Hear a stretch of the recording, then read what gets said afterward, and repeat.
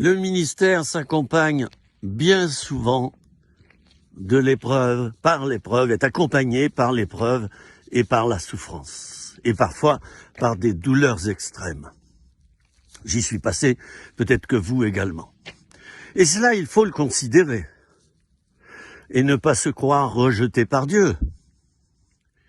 Parce qu'il y a justement ces épreuves, quelquefois injustes. Le ministère, pour qu'il puisse se dégager de nous, pour que nous puissions vraiment l'exécuter, eh bien, il faut que le canal que nous sommes soit nettoyé, purifié, sanctifié. Et bien sûr, ça se fera dans la souffrance quand Dieu nous change. Quand Dieu nous demande de changer un défaut, quand Dieu nous demande de demander pardon pour toutes les erreurs qu'on a faites, parce qu'on en fait en pagaille, c'est pas toujours réjouissant, vous êtes d'accord avec moi? Alors, dans cette vidéo, j'aimerais redire encore, et redire, et redire, que la souffrance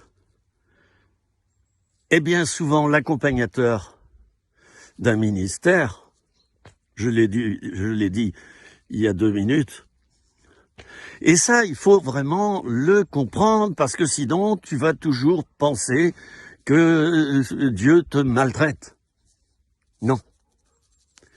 Mais il est nécessaire que tu sois faible. L'apôtre Paul le disait, c'est quand je suis faible que je suis fort. Hein? Voilà, nécessité de vivre dans la faiblesse. Alors ne t'étonne pas, toi qui exerces un ministère ou qui est dans le service du Seigneur, peu importe ce que c'est, comme service. Tu peux même ne pas avoir de titre par rapport à ce service. Mais ne t'étonne pas si tu en prends plein la tête, et si les épreuves sont nombreuses. Accepte. C'est comme ça que le canal restera net.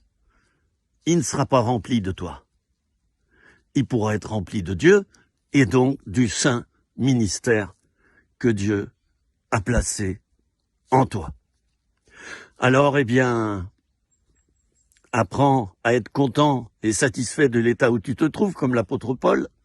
Il disait que je sois dans l'abondance ou dans la disette, je suis satisfait.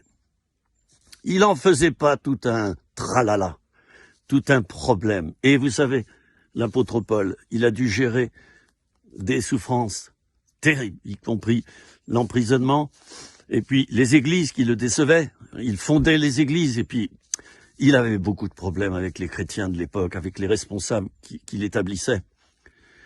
Il a connu un chemin de souffrance incroyable.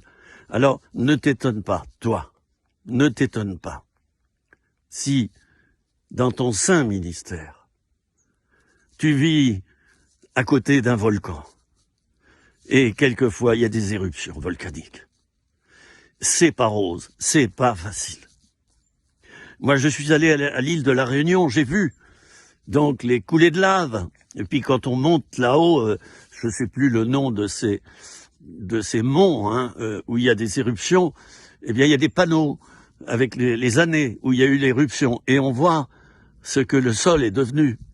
C'est jamais facile de vivre près d'un volcan.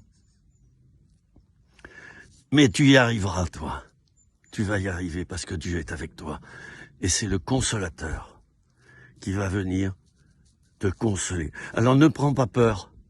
Si tu vis dans des souffrances que tu n'aurais jamais pensées, dans ton couple, dans ta vie d'église, au travail ou que sais-je, ne t'étonne pas, parce que c'est peut-être la condition nécessaire à la réussite de Dieu au travers de toi. C'était 3 minutes, rien que pour toi.